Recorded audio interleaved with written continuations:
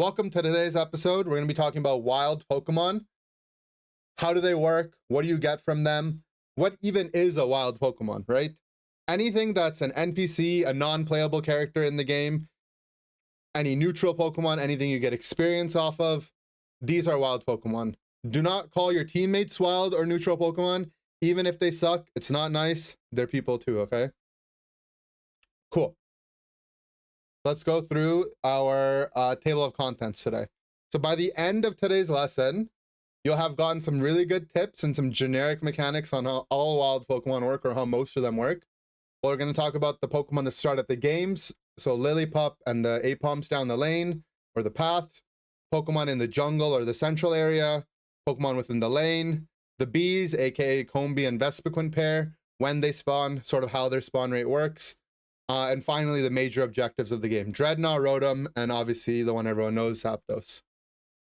Let's talk about mechanics, right? These are mechanics that are true for most wild Pokemon in the game.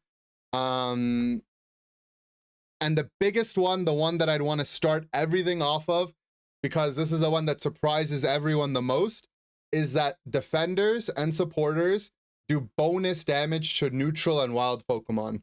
There's some conditions to this, but if you have ever played in a game where the Blissey Egg Bomb is stealing every single Drednaw, or you see Greedents going around securing objectives, Crustles with Stealth Rock, Snorlaxes with their Heavy Slam, you've seen Wigglies with Dazzling Gleam, all defenders and supporters in the game gain a damage buff that's exclusive to neutral Pokemon.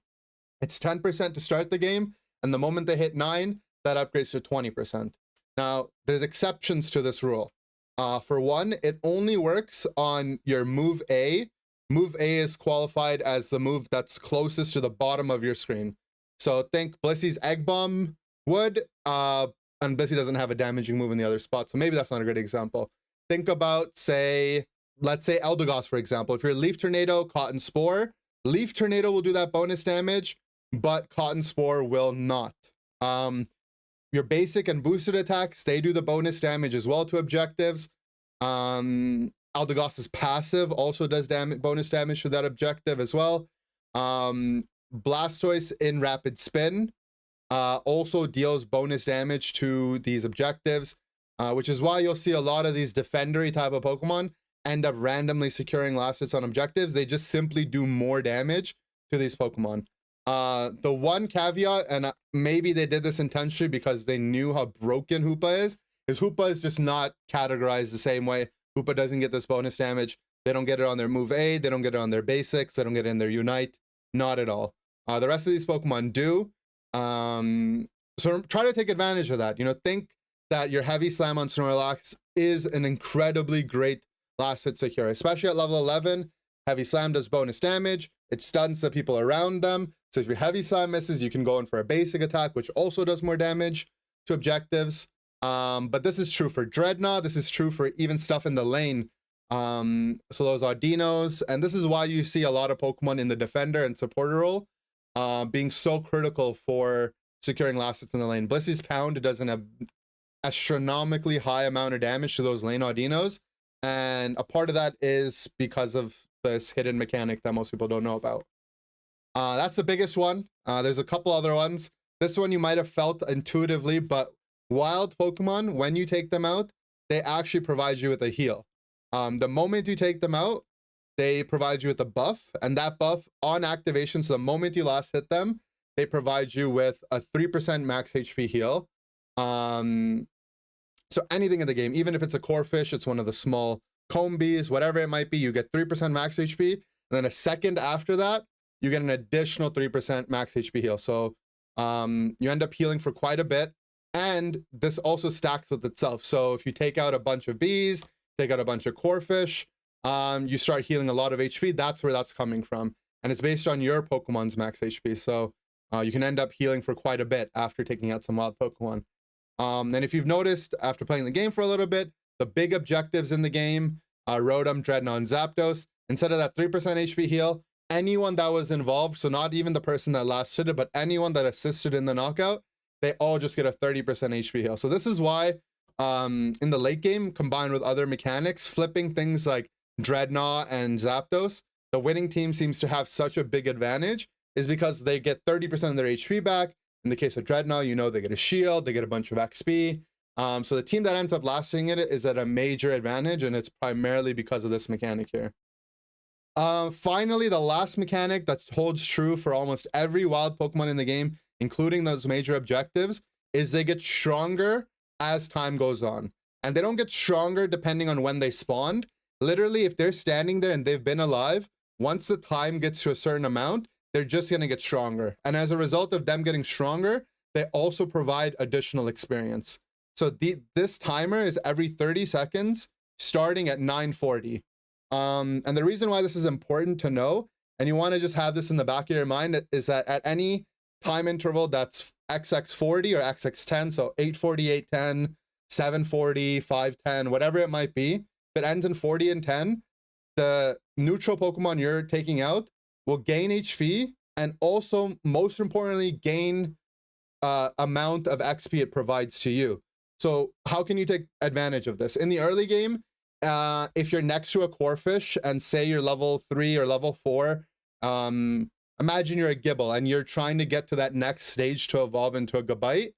If you're taking out that Corphish and it's like, say it's like 7:42, you wait an extra 2 seconds, maybe you're really behind in the game, you wait an extra 2 seconds, it's going to get a bump in XP, and that might be enough to take you over to evolve. This is true for Drednaw. Drednaw gives more XP, gets tankier. This mechanic also comes into play at around Zapdos. You know, if you take down Zap the moment it spawns, it's a lot squishier. If, you know, a full 2 cycles goes by, it gets a lot tankier. It gets a lot, gives a lot more XP as well. Now, we're going to talk a lot about experience throughout this presentation, and relative to different neutral minions or neutral Pokemon, how much experience comes from different sources. But if you're curious, I'll link this in the description as well. But there's an EXP chart that's been provided from the math cord, and it's been put together by some lovely members. We can go ahead and show it off real quick on screen right now as well. We're going to refer back to this throughout the presentation, but if you just want to get a good idea, you can come to this chart. You can see on the left side here, the time intervals at when Pokemon get stronger, and for each individual Pokemon, you can see how their HP goes up and how their experience goes up. Obviously, these numbers aren't precise. These are the numbers that the individual Pokemon provide, but these numbers can adjust depending on the state of the game, if there's comeback experience involved, if you're lower level, if you're higher level, etc. EXP share obviously does some things to these numbers as well, but to get a general understanding of how Pokemon are relative to one another, this chart can be very, very helpful. Again, we'll talk about each individual one as the time does go on, but come back to this chart later on if you're ever curious. At the bottom, there's a chart here as well that shows you over time how these Pokemon scale, and there's a legend to the right. Some of the more interesting ones you'll see, if you notice, the blue one is the Vespiquen. We'll talk about this during the presentation, but a Vespiquen during most parts of the game is pretty much equivalent to an Audino. So a very, very helpful chart. As you can see, there's a lot of members that went into making this happen, so definitely credit to them. It's not something that I came up with, but it's something that I referred back to and has been very useful for me throughout my Pokemon Unite career. So cool. Let's start with the Pokemon that start the moment the game starts. There's a set of Aipoms that walk down each path, and there's a Lillipup in the jungle. The lane Aipom, a lot of you guys know, I like to call him Jerry. There's a particular one we like to call it Jerry. Maybe one day I'll tell you the story about Jerry. But these Pokemon, they start the game with you. If they manage to stay alive throughout the entire game, they would evolve, but that's not very relevant. What's really important is that this is your first source of EXP in the game. And as a result, the number of Aipoms you take down determine if you're going to get to the lane level 2 or level 3. And most Pokemon in the game unlock a second move at level 3. The way the lanes have been designed is if there's 2 members in each lane, and each one of them only take 2 Aipoms to themselves and share the other ones with their lane partner, both Pokemon will get to that mid, either the mid Corphish on the top side or the mid Audino on the bottom side. They'll both get to the lane level 3. So In a standard solo queue game, try to make sure you evenly distribute the XP. You want both you and your lane partner to be as strong as possible. You can also save these for later. If you have someone AFK, or if you're someone's jungle invading, or if your team is tri-laning in the bottom lane, or if you're just simply too slow to clear them out because you're playing something like a lane Gardevoir, whatever it might be, if you're too slow to clear them out, you can absolutely save them for later. They spawn on a part of the map that's very, very safe generally, and you can come back to them. One thing to note is that this is the only Pokemon in the game that does not scale. So I just talked about how Pokemon scale, how they go up in XP and how they go up in HP.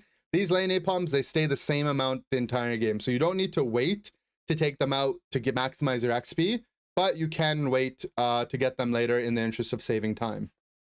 The Lillipup, this also starts the game with you. However, this one starts in the central area. Generally, as most people know, this is a Pokemon that's reserved for your center area Pokemon, your jungler. So as a laner, you don't want to take this XP away from them. This is really important for them to get their levels. It's a huge component on how they unlock level 5. And a lot of junglers, a lot of Pokemon that are center area Pokemon rely on getting level 5 in the early game to be able to assist for the first objective of the game, which are bees. This Lillipup does scale in XP, but since it spawns at the start of the game, the first scaling that it comes introduced to is at 940, which is also the same time the buffs spawn. So you can absolutely wait till 940 to maximize this XP. But just remember, it's going to be left out if you're in solo queue and you don't know who you're playing with. A lot of times your teammates might take it on accident. But one of the popular strategies is to allow this to be up for a little bit. If you're playing a level 4 evolution Pokemon, you may look to delay killing the Lillipup just so that you can hit level 4 right after clearing your first buff. Otherwise, you might be stuck at level 3 if you rush them down. But keep in mind, as a laner, you don't want to be taking these. These are generally reserved for your junglers or your central area Pokemon. And this is one of the biggest sources of EXP in the game if you do look at that EXP chart. Part 3, the jungle or center area Pokemon. So this is going to be your Ludicolo, your Bouffalant, your blue buff, and your red buff. They also have their Corphish in the jungle that also contribute to that part of the map. So Ludicolo, the blue buff, technically, if you want to be really, really specific about it, the game actually refers to this as the purple buff in the tutorial, and then it's never referenced again. I've never seen anyone else call it the purple buff, and everyone calls it the blue buff. And I think in the text, the strings of the actual game, when it's been data mined, it's also been called the blue buff. But I promise you, I remember doing the tutorial in September 2021 and August 2021, and they call it the purple buff. I don't know why, but some places refer to it as a purple buff.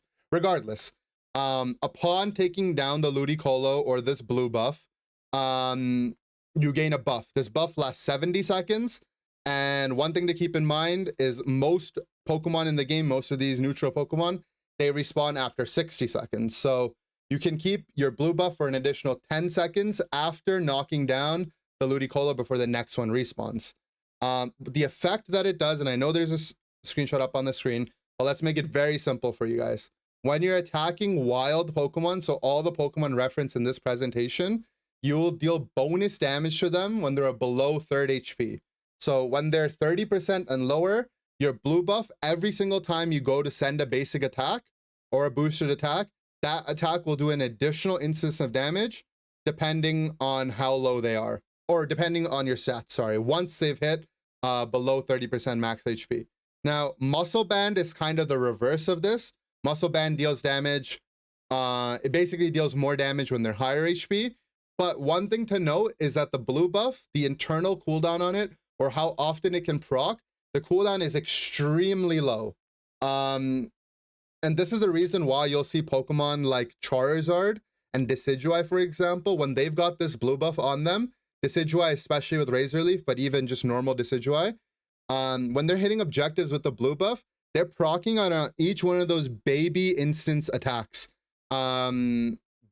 Which means that, you know, if you can deal 60% of your attack plus 100 damage on each one of those baby Decidueye autos, you'll completely shred through an objective.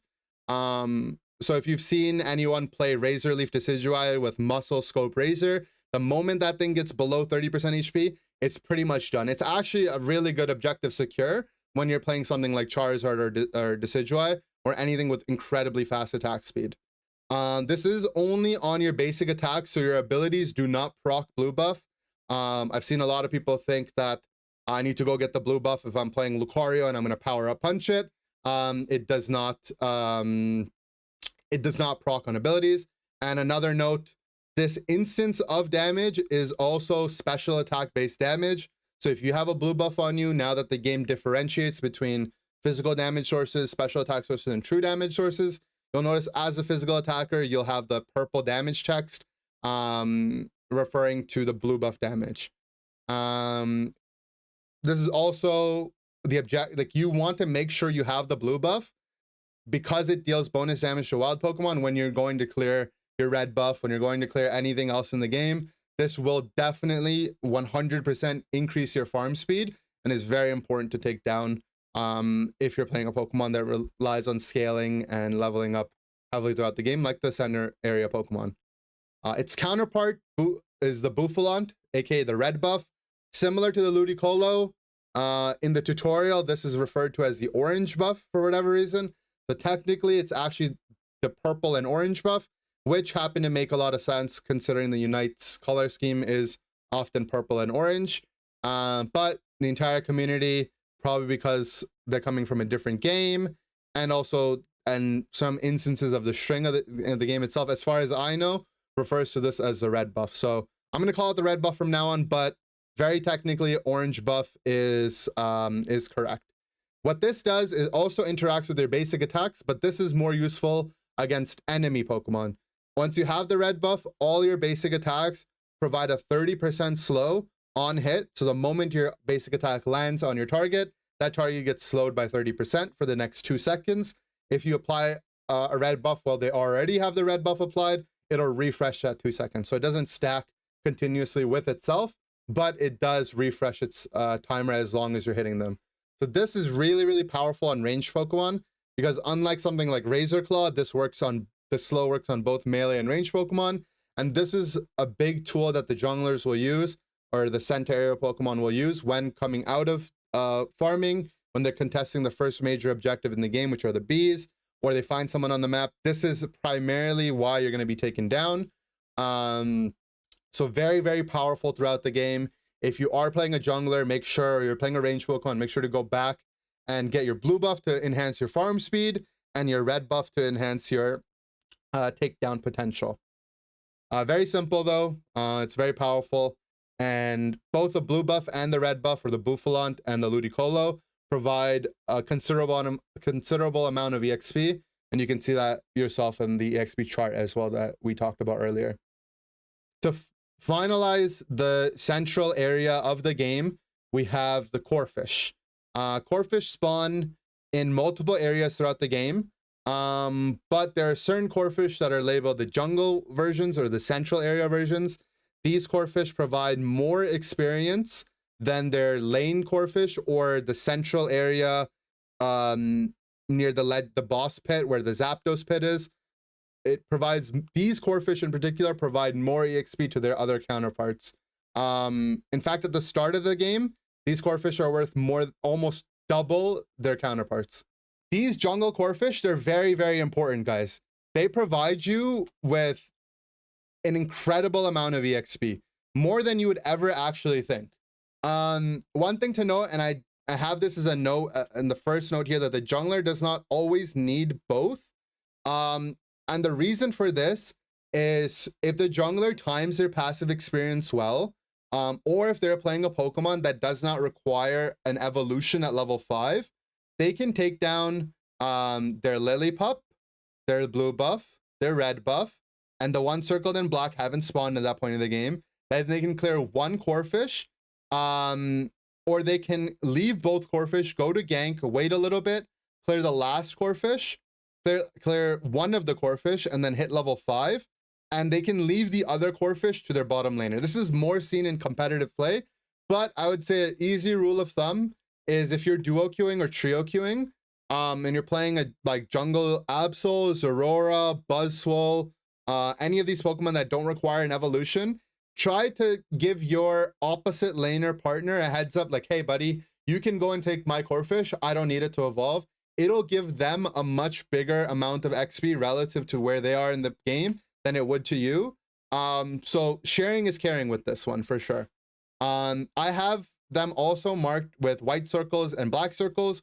The ones marked with white circles, they spawn at the start of the game or at 9:45 or so with your jungle buffs. The black circled ones, these spawn only after their respective outer goal has been taken down. They spawn immediately once that outer goal has gone down, and like other Pokemon in the game, they respawn after a 1-minute timer from when they were last killed. But the one circled in black that spawn after an outer goal go by, they also provide you with that better version of a Corphish and more EXP. Cool, so that wraps up. We've talked about the lane Aipoms at the start of the game. We've talked about the Lillipup that spawns at the start of the game, the 2 jungle buffs, how they work, what they provide, and the Corphish in the jungle. Next segment, we're going to be talking about Corphish, Aipoms, Audinos, and anything that you would see in the lane in terms of natural Pokemon. Just because we talked about Corphish last, I'm going to talk about them first here. These are the Corphish that spawn below or above the lane on the side, so near to your goalposts. The same Corphish that spawns in the center area of the top lane, and the same Corphish that spawn in the middle lane next to Zapdos, where those 4 spawn. The first one, it spawns at 9 minutes, and we're going to talk more about bees as we get there, but the bees spawn at 8:50, so a very basic way of playing the game that you might understand is you're going to clear whatever's in your lane. At 9, you go and clear that Corphish. By the time you're done that Corphish, you go and you're able to take down the bees as well. All of these Pokemon that we're going to talk about, they respawn 1 minute apart, just like most Pokemon in the game, most wild Pokemon in the game. The center ones, the ones near the Zapdos pit, instead of spawning at 9 minutes, they spawn at 8:45. So those can be generally taken after your first or your second wave of the other lane Pokemon, which we're going to talk about. But in terms of experience provided, all of these ones provide the same, which happens to be anywhere between like half or 40% or 60%, like around half of the jungle versions of these Corphish. So these ones are important, but if you have to pick between a lane Corphish and a jungle Corphish, the jungle one's going to give more XP. Cool. Number 2, the lane Aipom. So these are different than your starting Aipoms. The starting Aipoms, the ones that walk down both of your lanes, they do not provide, those ones don't scale throughout the game. But these ones, these are your top lane farming tools. In the bottom path, you're not going to see these Aipoms. These are the ones that respawn every minute in the top side, every minute apart from when they were knocked down. One of the notes that is featured on Unite DB, which is very intuitive, but sometimes you might forget it, is that all of these Aipoms despawn when either one of the outer goals is gone. So one thing you can make sure you do is if you capture Rotom or before you break down that top side, if there's some Aipoms up, collect those Aipoms before you break the goal, because the moment you break down that goalpost, those Aipoms are going to disappear. These Aipoms, in terms of relative XP, fall close to about the area where jungle Corphish are, and they're significantly less than bottom side Audinos. And the reason why I have this note is this will kind of help illustrate as to why you generally have seen that 1-1-3 meta, is because those bottom side Audinos simply just provide more experience than the Aipoms, and practically an identical amount spawn on each side. Actually, more Audinos spawn on the bottom side. But that bottom goalpost, one of the big reasons why you see multiple Pokemon committed to that in competitive, is simply there's more resources to be had there. They provide more experience. If all goalposts are alive when Zap spawns, these would transform into Ambipoms, but very rarely do you see that happen. This says Aipom here, but this is meant to say Audino. these are your bottom lane tools in terms of gaining experience. They're bottom lane counterparts. These Audinos provide an incredible amount of experience in the game. If you want to put it into perspective, they're worth almost 2, even 3 center area Corphish. So skipping one Audino, like a lot of times you might see some laners completely forgo the bottom lane in interest to farm the middle Corphish, and they'd have to take down 2.5 technically to be able to get the value of just one Audino. So these Audinos are incredibly important. These are the same Audinos that you see if one of your tier 1 or your outer goalposts gets knocked down. You'll see it on the bottom or the top side of the map. These Audinos spawn, and it's very important to take these down the moment that they spawn or as close as you can, because these are a majority of the experience that comes through in the game. Why is the game designed this way? I can't tell you. Seems that the bottom side of the map is just very heavy focus on experience with Drednaw and Audinos. But simply that's just how the game is balanced. These provide an incredible amount of XP, so make sure that you're looking to take these down. And one tip that I'm going to give here is, and this holds true for most wild Pokemon in the game, so your jungle buffs, your Audinos, your Aipoms, your Corphish, whatever it might be, these spawn 1 minute apart, okay? But you can't always take them 1 minute apart. And I'll give you a really, really, really good example. At 3:45, if you take these down, the next set would spawn at 2:45, okay? At 2:45, you have enough time before a Zapdos spawns that you can take down that set. But say it's 3:45 and you go to do something else on the map and you come to clear these Audinos at 3:20 instead. If you clear them at 3:20, the next set spawns at 2:20. And if you go to clear them at 2:20, you won't be in time for Zapdos. So make sure as the game is going down, you're taking these down as soon as you can, so that if you do run into situations where objectives are incoming in the next couple minutes, you can make sure you can get one final rotation of Audinos. If you don't, if you're too slow on them, you could miss one whole rotation or 2 whole rotations of these. And remember, they're a lot of experience. Oftentimes they can be like a full set of Audinos for your side can be worth more than the Rotom objective on its own. So don't skip out on these. These are very, very important. The birds and the bees, aka the Combees and the Vespiquen, these are unlike the other neutral Pokemon, the other wild Pokemon in the game, in that not only do they not spawn 1 minute apart from when they've been knocked down, they have their own fixed timers. Their spawn location is also dynamic throughout the game. So let's talk about their spawn and how they spawn first. I'm going to pull up the map on UniteDB here for reference, but feel free to go in game and test this on your own as well. So the first instance and when they spawn is 8:50, okay? They spawn in both lanes at 8:50. Generally, neither goalpost has been taken down, so none of the spawn instances are really going to matter. But I believe even if somehow magically these were to go down, these bees would still spawn in the center. But how it works is bees will look to spawn if both teams have an equal number of goalposts broken in the lane, they will spawn in the middle. So if both, let's look at the top lane in specific here. Both of these goalposts are up, it'll spawn in the middle. If both of these are down, it'll still spawn in the middle.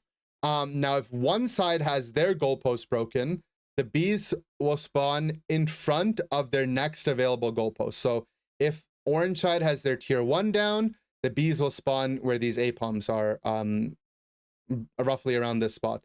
If orange team has both of their tier 1 and their tier 2 one down, they'll spawn in front of their home base. Now, if you've played the game long enough, you might like have this weird feeling that sometimes, you know, that's not how it adds up. So what ends up happening is that when these bees get knocked down, they tell the next set of bees where to spawn. So if I knock these bees down at 8:50 and this goalpost is up, it means that at 7:20, these bees are going to spawn here, regardless of if this goalpost goes down before the next set of bees have spawned. So basically just think of these bees, they send a message to the next bees on where to spawn. So you might see this a lot of times at around first Drednaw.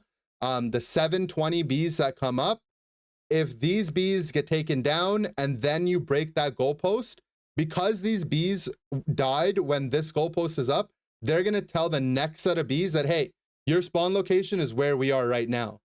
But if for whatever reason your team goes and knocks this down first and then knocks the bees down, because the bees died when this goalpost is down, they're going to send the message to the next bees that you need to spawn deeper. One thing to note is that these bees spawn at a fixed timer, 1 minute and 30 seconds apart, aka at 850, 720, 550, 420, 250, and 120. However, if there's a forward side bees that spawn closer to a goalpost, that timer, for whatever reason, will be bumped up by 10 seconds. That timer isn't exact, depending on how often the bees have shifted. You know, it can spawn at XX48. It can spawn 2 to 4 seconds apart. Try not to worry about that too much. Just understand that it's at that fixed timer you see on the screen now, and 10 seconds earlier if they're spawning in a forward position. Legitimately, I see a lot of people typing 420 in the chat.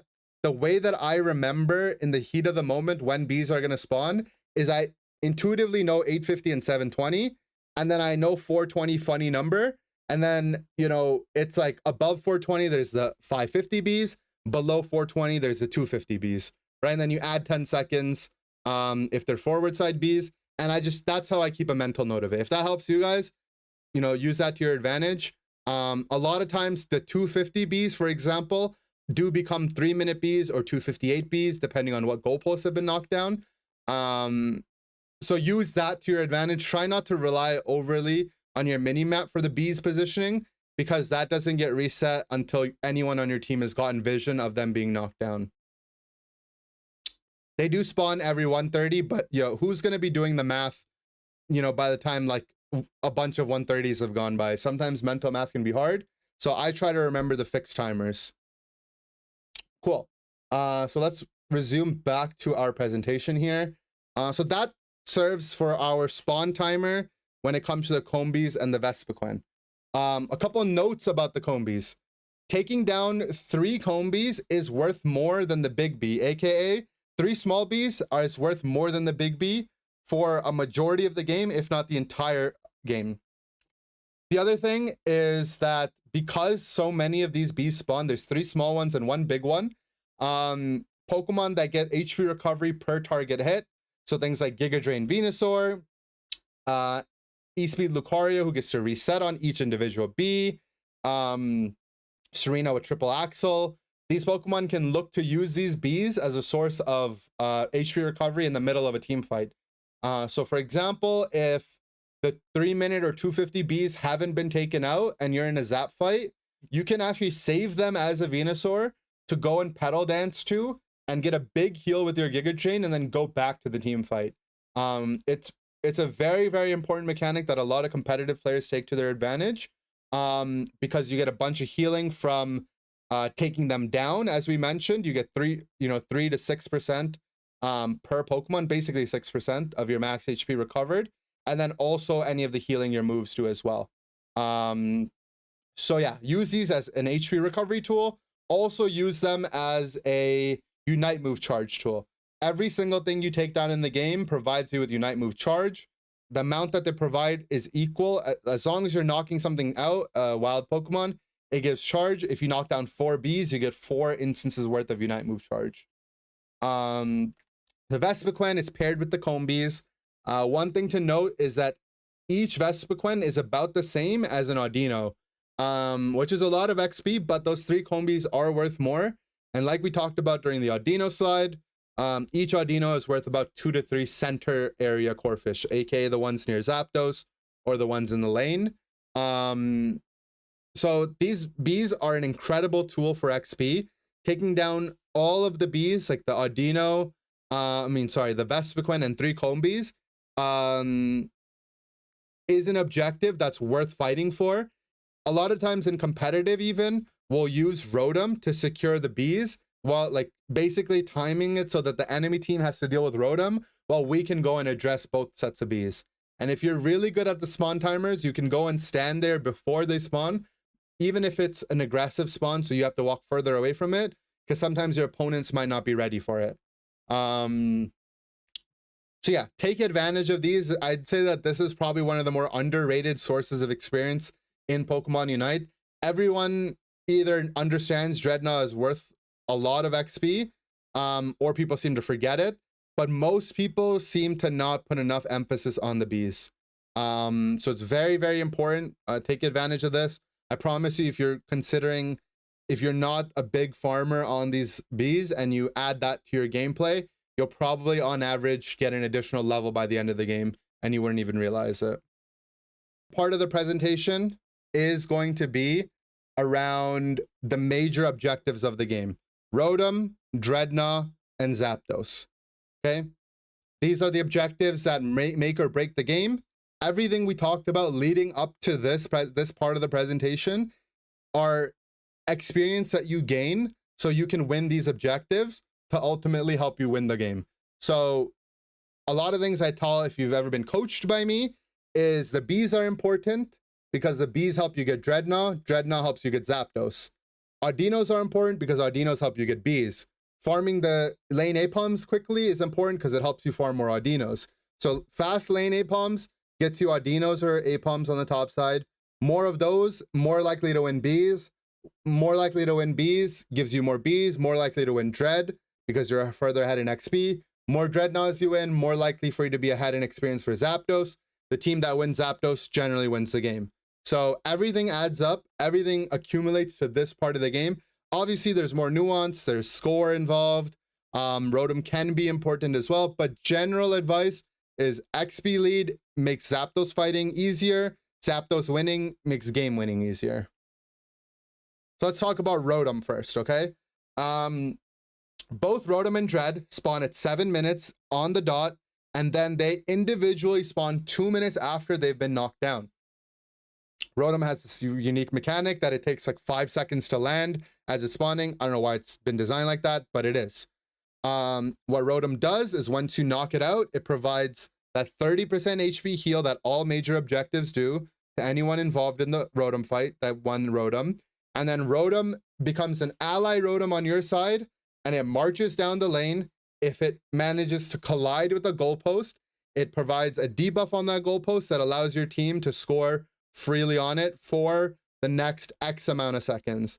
Those number of seconds is determined by how healthy Rotom is. So full HP Rotom will debuff your enemy goalpost for 25 seconds. Below half Rotom generally is going to debuff for 15 seconds. And if Rotom is completely healthy, it'll automatically deposit 20 points in. If it's not very healthy, it could deposit up to 8 points in. One thing to note is taking down Rotom when it's a neutral Pokemon provides you with experience. It's not a whole lot. It's about an Audino and a half if you looked at the XP chart. But also, taking down Rotom once it's spawned on behalf of the enemy team also does provide experience.